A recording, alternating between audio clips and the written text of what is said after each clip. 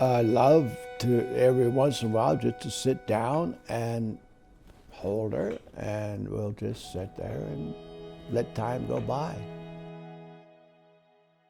February 14th, 1955, I saw her coming across the court. My heart went pitter-patter. I said, that is the girl for me. About 10, 12 years ago, lots of pain started developing in his neck, back. That kind of started the road to many surgeries.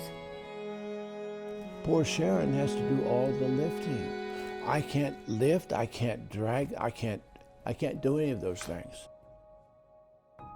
I was a social worker, so my whole thing all my life is taking care of. That's my pleasure, that's my joy. I really don't know what I would do if she was not around this house. I just don't want to think about it, but yeah, I don't. I try not to think about it. We live in the country, and it was a beautiful day, and I just decided that we would go for quite a walk. I ended up approaching my yard. I was so out of breath that I was literally crawling to get back home into the house. I was so out of breath, thinking, well, is this going to be the end? Because I really was laboring to breathe and extreme fatigue. And my cardiologist confirmed that the aorta valve was narrowing and would continue to become narrow.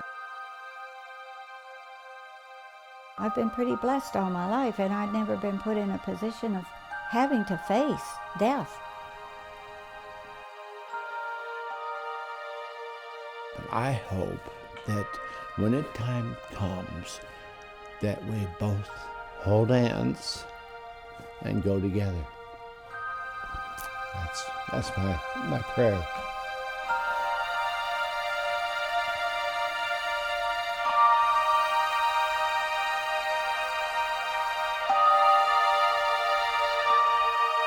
Well, when I first met Sharon, she was very reluctant to have open heart surgery.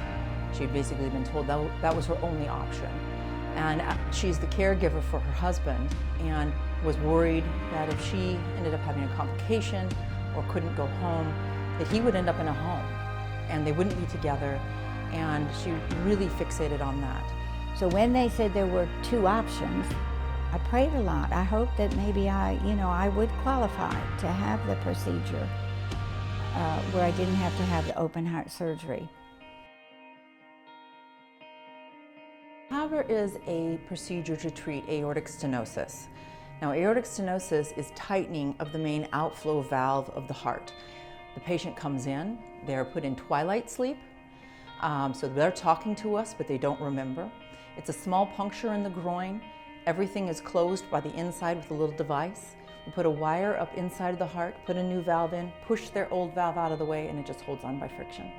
We remove everything. They go to a step-down unit or a recovery unit. They don't even need to go to the intensive care unit, and they go home the next day. Once I learned that I qualified and I could have it, I was elated. I was humbled, and I was grateful.